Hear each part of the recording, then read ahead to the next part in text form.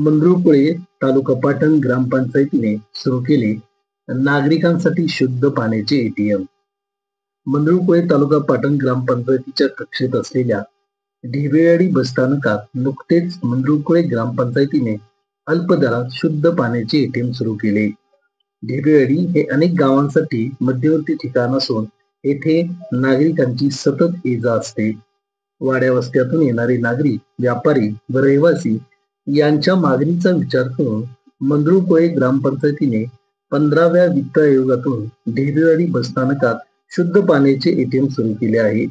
याचे नुकतेच अनेक मान्यवरांच्या उपस्थितीत उद्घाटन करण्यात आले.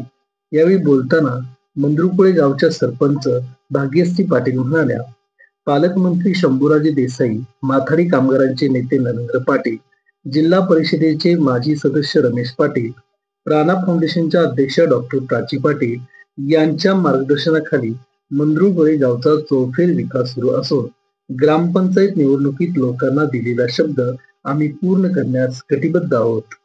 यावेळी युवा नेते रणजित पाटील म्हणाले, मंगरुळपीर ढेबेवाडी परिसरातील लोकांच्या मागणीचा विचार करून ₹1 1 लिटर आणि ₹5 15 लिटर शुद्ध पाणी देण्याचा निर्णय आम्ही घेतला आहे. तसेच उन्हाळ्यात येथे थंडगार पाणीही उपलब्ध होणार आहे. गावामध्ये लोकांना जास्तीत जास्त सुविधा देण्याचा प्रयत्न आम्ही करणार आहोत.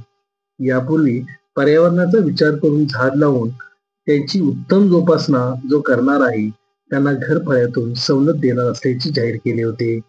यावेळी उपसरपंच सपना पाटील, विजय काळगुडे पाटील, ग्रामपंचायत सदस्या प्रमिला पाटील, पूनम काळगुडे, मंगल शिंदे, गुलाबराव पाटील, सर्जीराव कदम, सुभाष ढेब, माजी विभागीय अधिकारी प्राचार्य मोहनराव कदम, तंटामुक्तीचे अध्यक्ष हिंदूराव पाटील, अशोकराव पाटील, बाळासाहेब पाटील, शिवाजीराव पाटील, सुदाम सोनवणे, शंकर ढेब, शरद ढेब, लालासाहेब पाटील, नारायण सुतार, सुरेश पाटील, दीपक पाटील, नवाज डांगे, सरदार पाटील, रमण पाटील, जगदीश पाटील, सागर गरुड, सुरेंद्र जाधव आदी ग्रामस्थ व मान्यवर उपस्थित होते.